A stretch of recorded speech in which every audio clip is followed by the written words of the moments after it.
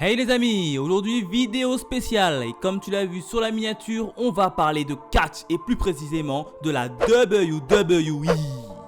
Cette vidéo va principalement s'orienter vers deux principaux shows de la WWE, Raw et SmackDown. Vous l'aurez compris, cette vidéo aura pour but de vous initier à cette culture qu'est le catch aux USA, ainsi de vous faire découvrir ou redécouvrir comment s'articulent ces deux shows, que ce soit de manière indépendante ou concomitant, en passant par les différents titres existants. Vous êtes prêts? Alors, et 1, et 2, et 3.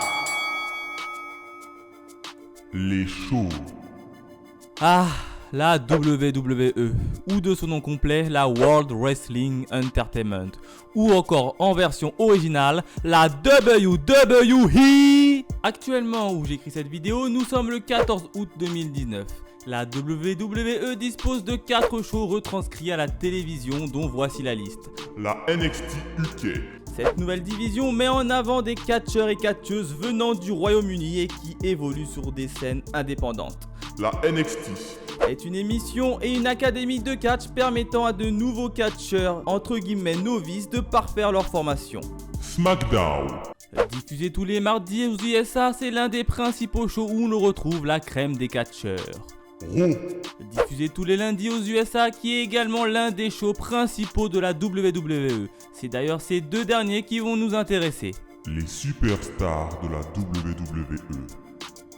Chacune de ces deux fédérations s'organise de manière indépendante et dispose de ses propres catcheurs et titres. À l'heure où je tourne cette vidéo, pour celui de Raw, on pourra citer les superstars suivants: Brock Lesnar, Seth Rollins, AJ Styles, Becky Lynch ou encore Charlotte Flair. Wouh! Du côté de SmackDown, où les noms les plus connus sont Kofi Kingston, Roman Reigns, Randy Orton, Bayley ou encore Ember Moon.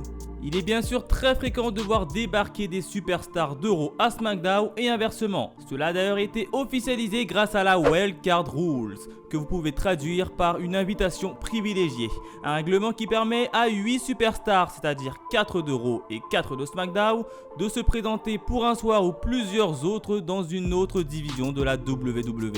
Il n'est donc pas rare de voir des superstars de Raw repartir avec des titres de SmackDown autour des reins ou inversement. La dernière en date fut d'ailleurs Becky Lynch qui, en plus de détenir le titre féminin de Raw, a pu s'emparer de celui de SmackDown, ce qui lui faisait alors 2 ceintures.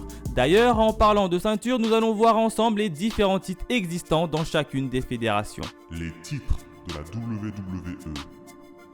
Les titres sont toujours aussi nombreux et prestigieux dans l'univers du catch. On débutera avec le titre le plus prisé du côté de Raw pour les hommes, le champion universel détenu à l'heure actuelle par Seth Rollins. Son équivalence mais du côté de SmackDown étant le champion de la WWE détenu par Kofi Kingston. Du côté des femmes et celui de Raw, c'est le titre de champion féminin de Raw qui est prisé, ce dernier étant détenu par Becky Lynch. Son équivalent du côté de SmackDown, le champion féminin de SmackDown étant à lui détenu par Bayley. Il existe également deux autres titres d'importance moindre que les précédents. Le titre du champion intercontinental pour SmackDown détenu par le japonais Shinsuke Nakamura et le titre des États-Unis pour Raw détenu par AJ Styles. A noter que depuis mai 2019, une nouvelle ceinture assez atypique a vu le jour, le champion 24/7. Pourquoi atypique? Car ce titre est constamment remis en jeu 24 heures sur 24 et 7 jours sur 7, que ce soit dans ou en dehors du ring. Ce titre est rattaché à aucun des shows et peut être par conséquent remporté par n'importe quelle superstar, femme ou homme, en activité ou en retraite. Il suffira juste d'un arbitre pour parfaire le tombé, c'est-à-dire Et 1, et 2, et 3 pour valider le titre. Enfin, il existe des titres par équipe composés de 2 superstars. Un du côté de Raw, détenu par Gallows et Anderson, alias The OC. Un du côté de SmackDown, détenu par Big E et Xavier Woods, alias The New Day. Et un du côté des femmes, détenu par Alexa Bliss et Nikki Cross. Le déroulement du show.